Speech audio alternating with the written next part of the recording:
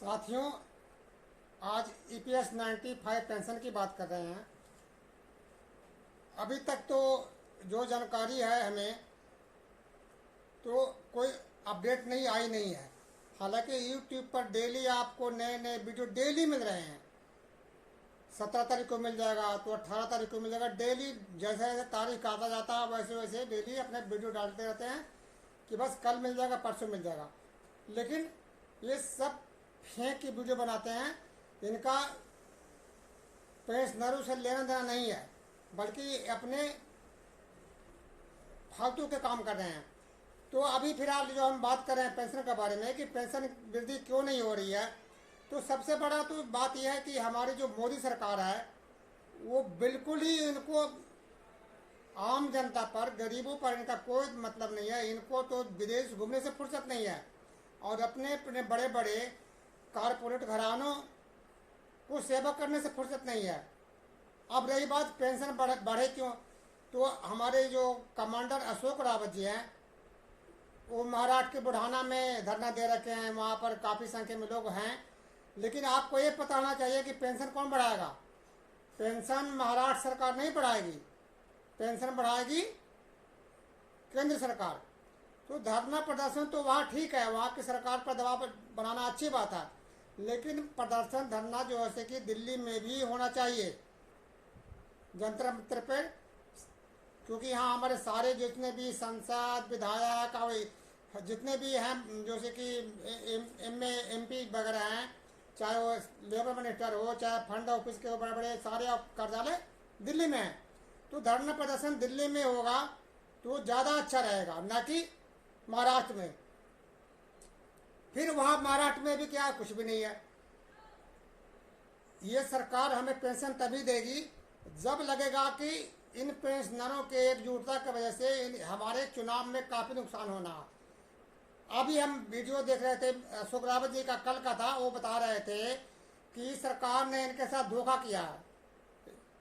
भैया अपडेट यही है कि वो ये बता रहे हैं कि सरकार ने उनको 2 बार 3 बार आश्वासन दिया और उनके आश्वासन पर विश्वास कर लिए, मगर उन्होंने सिर्फ धोखा ही दिया। तो धोखा दिया है तो अब उसको नए सिरे से ही तो हमें आंदोलन करना पड़ेगा। उनको चाहिए कि दिल्ली में आके वहाँ पर अपना छोटे ग्रुप में से ही यदि वो धरना प्रदर्शन करेंगे तो निश्चित है कि दिल्ली एनसीआर के आसपास के जो लोग पेंशनर हैं वो भी उनका साथ देंगे और धरना प्रदर्शन में शामिल जरूर होंगे। और उनको ये भी करना पड़ेगा कि सिर्फ भारतीय जनता पार्टी के पक्ष लेकर के उनके सहयोग से आंदोलन करने से काम नहीं चलेगा। क्योंकि यदि उनको लगेगा, मोदी जी को लगेगा कि ये जो आंदोलन करने वाले तो हमारे अपने बंदे हैं, तो इनको करो ना करो क्या फर्क पड़ता है। तो वही बात है अभी पेंशनरों के लिए, जब तक विपक्ष के सहयोग नहीं लिया जाएगा सभी नेताओं का, तब तक जो है कि इसमें कुछ हासिल होने वाला नहीं है। क्योंकि और दूसरी बात, ट्रेड यूनियन हमारे ट्रेड यूनियन है।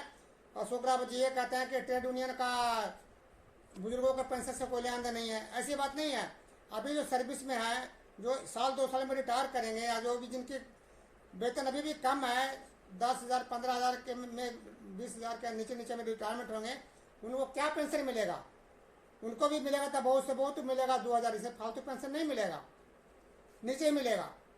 तो इस बात का यूनियन के नेताओं को भी पता है। तो ये क्या उनको नॉलेज नहीं है क्या? तो हमें उनको से भी सहयोग लेना पड़ेगा। बहुत से यूनियन के नेता, दिल्ली में बहुत से नेता हैं ट्रेड यूनियन के हैं। आपको दिल्ली में बता रहा हूँ कि दिल्ली में SUCI कम्युनिस्ट पार्टी है, उनका कोई काम नहीं है। उनका बस यही है, हर किसी के मांग के लिए सरकार के खिलाफ प्रदर्शन करना, उनके और जनता को जागरूक रखना, बनाए रखना। जनता की समस्या को हल करने के लिए है वो हर समय आगे रहते हैं। तो हमें पेंशनरों को, अशोक रावत जी को चाहिए कि सभी का, चाहे ट्रेड यूनियन हो, चाहे वो विपक्ष के नेता हो, सबका सहयोग लेने की जरूरत है। हमें ये नहीं कि भाई हमें किसी के सहयोग नहीं लेंगे उसे हम सहयोग क्यों लें। ये पेंशनरों के हक का मामला है। तो हम अपने हक को लड़ने के लिए किसी से भी सहयोग ले सकते हैं, चाहे वो हमारे विपरीत विचारधारा के क्यों ना हो, सहयोग लेना ही पड़ेगा। तो लेकिन अशोक रावत जी को ये समझना पड़ेगा। अभी बिहार में चुनाव है, उनको चाहिए बिहार में आना और जितने भी विपक्षी पार्टियां हैं उनसे संपर्क कर करके पटना गांधी मैदान में धरना प्रदर्शन 1-2 दिन के लिए करना चाहिए, जिससे कि क्योंकि वहाँ पर भी सरकार भाजपा और की समर्थक सरकार है, तो ऐसा बात नहीं है कि वहाँ पर प्रश्न नहीं, वहाँ भी प्रश्न बहुत काफ़ी हैं, तो निश्चित ही उनको सहयोग मिलेगा, बशर्ते सिर्फ आगे बढ़ने की जरूरत है। सहयोग लेना चाहेंगे तो मिलेगा और निश्चित ही मिलेगा। इस तरह से जब तक सरकार को ये महसूस नहीं होगा कि हमें वोट को नुकसान करेगा, तब तक सरकार हमारी मांगों पर गंभीरता से विचार नहीं करेगी। इन्होंने आश्वासन तो दिया है, आश्वासन देने से काम नहीं चलता है, उसको कार्य रूप में देना है। ठीक है, आपको मानते हैं कि सरकार को यदि कुछ दिक्कत भी है तो ठीक है, उनको एक बार घोषणा कर दे कि भाई इस तारीख से हम पेंशन बढ़ा रहे हैं, पहले चरण में इतना बढ़ाएंगे, दूसरे चरण में इतना बढ़ाएंगे, हम 7,500 या 8,000 महीने की पेंशन करेंगे। क्योंकि हम पेंशनर जो हैं वो भीख नहीं मांग रहे हैं, हम लोगों ने पूरे देश की सेवा किया है। 25 साल तक लोगों ने 25 साल तक को 30 साल तक अपने खून पसीने बहा करके देश को यहाँ तक पहुँचाया है। जो भी आप इतने विकसित भारत देख रहे हैं वो सब कामगार वर्गों की ही बदौलत हुआ है। तो फिर उन्होंने अपने पेंशन एक निश्चित सीमा में पेंशन पैसे कटवाए हैं, जो पैसे कटवाए हैं उनका उन्हें ब्याज भी नहीं मिल रहा है। तो ऐसी स्थिति में और जो उसका मूल राशि है, मूलधन जो है वो तो सरकार के पास गया ही। तो हम जो मांग रहे हैं सरकार से भीख नहीं मांग रहे, बल्कि हमारा हक मांग रहे हैं, और हमें हक के लिए लड़ना ही चाहिए और हमें हर किसी से सहयोग लेने की जरूरत है। ये बातें कमांडर अशोक रावत जी को भी अच्छी तरह समझ लेना चाहिए। ये सरकार अभी क्या कर रही है? अभी दिल्ली के देख लिए, दिल्ली में चुनाव हुआ, हरियाणा में भी चुनाव हुआ, तो भाजपा की सरकार बोले थी कि भाजपा सरकार ने, केंद्र नेतृत्व ने बोला था कि हमारी सरकार बनती है तो हम 18 साल से लेकर के 59 साल तक के सभी महिलाओं को हरियाणा में 21 रुपये और दिल्ली में 25 रुपये हर महीने उनको एक सम्मान भत्ता देंगे। उनका क्या और सरकार इसके लिए काम भी कर रही है, दिल्ली में साथ है, जल्दी ही इस पर काम भी होने वाला है। अब बताइए उनका क्या योगदान है? उनको जो पेंशन यदि मिलेगा 21 रुपये हर महीने सम्मान भत्ता मिलेगा, कम से कम 20 लाख 25 लाख लोग हो जाएंगे, महिलाएं हो जाएंगे, तो कितना पड़ेगा? उनका कोई योगदान नहीं है। फिर सरकार उन्हें क्यों दे रही है? कि उन्होंने वोट के लालच देकर उनसे वोट लिया है। तो हमें भी इसी नीति को अपनाना पड़ेगा। हमारे लोगों को भी वोट कम नहीं है, पूरे देश में कई करोड़ वोटें हैं। सिर्फ आंदोलन को हमें उस दिशा में मोड़ना है जैसे कि सीधे उसके वोट पे फर्क पड़े, और हमें सभी विपक्ष पार्टी को भी सहयोग लेना पड़ेगा, तभी बात बनेगी। सिर्फ ये लगाने से कि हम मोदी जी के साथ भी हैं और मोदी जी के डिमांड भी कर रहे हैं, तो ऐसे में मोदी जी नहीं देंगे आपको। फिर दूसरी बात कि ये जो आपको संसद सदस्य हैं, इन्होंने क्या योगदान किया है?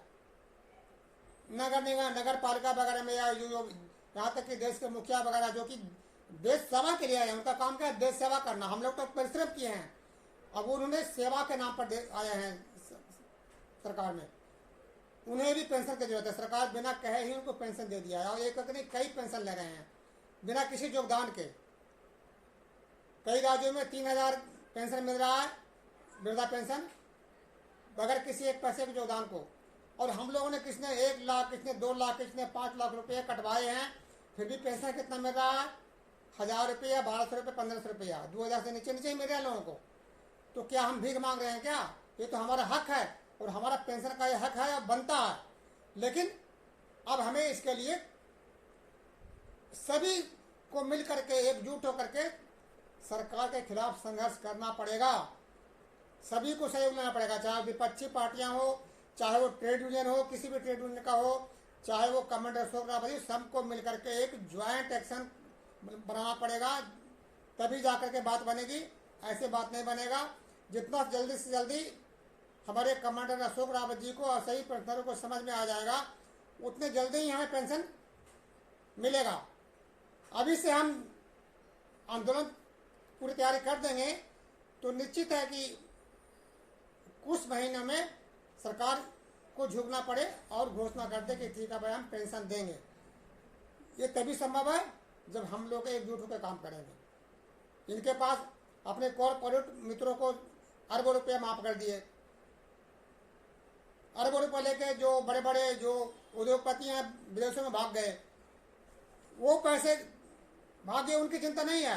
अब पेंशनर जो अपने खून पसीने बहा करके देश को इतना आगे बढ़ाया है, उनको इनकी चिंता नहीं है। ये दोगली नीति नहीं चलेगी, सरकार को पेंशन देना पड़ेगा। इसलिए पेंशनरों भाइयों सभी एकजुट हों और इधर उधर के ये फालतू जो गुमराह कर रहे हैं जो यूट्यूब वाले कि पेंशन अगले महीने से मिल गया, कल मिल जाएगा, परसों मिल जाएगा, ये फालतू बकवास कर रहे हैं। इनके झांसे में मत आए आप। आपको जैसे भी कोई नया अपडेट आएगा आपको हम निश्चित ही बताएंगे। फिलहाल अभी तक यही अपडेट है कि अशोक रावत जी ने यह बात मान लिया है कि सरकार उनके साथ धोखा कर रही है। तो उसका उपाय यही है कि संघर्ष, और जब तक कठिन संघर्ष नहीं होगा सरकार के खिलाफ, जब तक आवाज बुलंद नहीं करेंगे, जब तक इस गूंगे बहरे सरकार की कान तक आवाज नहीं पहुंचेगा, तब तक पेंशन सरकार देने के लिए बाध्य नहीं होगी। इसलिए दोस्तों, आपको वीडियो अच्छा लगता है तो आगे बढ़ाइए और अधिक से अधिक लोगों को पहुंचाइए, और आप लोग सब सोशल मीडिया पर सक्रिय रहिए और इसको अधिक से अधिक आगे बढ़ाइए ताकि और लोगों को भी इसके बारे में जानकारी मिल सके। दोस्तों, जय हिंद।